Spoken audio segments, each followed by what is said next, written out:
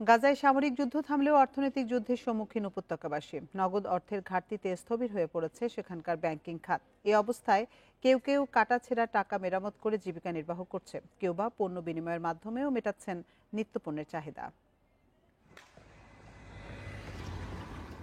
গাজায় থেমেছে বন্দুকের শব্দ, আকাশে নেই আর ধোঁয়ার কুণ্ডুলি। কিন্তু যুদ্ধ শেষ হলেও উপত্যকার মানুষের জীবন এখনও এক অন্তহীন সংগ্রামের নাম। যুদ্ধবিরতির পর যে শান্তির আশায় বুক বেঁধেছিল গাজাবাসী, সে আশার জায়গা নিয়েছে অস্থিরতা, অভাব আর অনিশ্চয়তা। নগদ অর্থের ঘাটতি ফিলিস্তিনিদের জন্য নতুন এক সংকট ডেকে এনেছে। হাতে সামান্য কিছু টাকা থাকলেও তা খরচ করতে পারছে না গাজাবাসী। অনেক ক্ষেত্রে সুযোগ সন্ধানী ব্যবসায়ীদের হাতে পড়লে সেই অর্থ করা হচ্ছে আত্মসাৎ। 16 অক্টোবর যুদ্ধবিরতির ঘোষণার 6 দিন পর পুনরায় চালু হতে শুরু করেছে উপত্যকার ব্যাংকগুলো।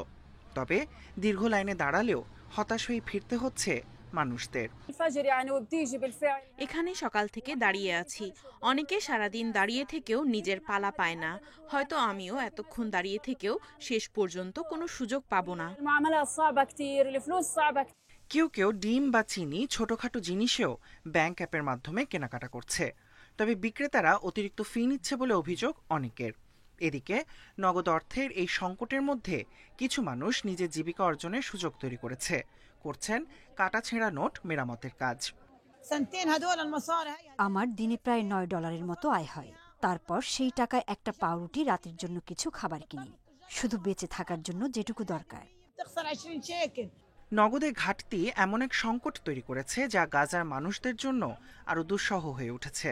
কেউ কেউ বেচাকেনায় পণ্য বিনিময় পদ্ধতিও অবলম্বন করছে। Tahmid Abrar, independent news.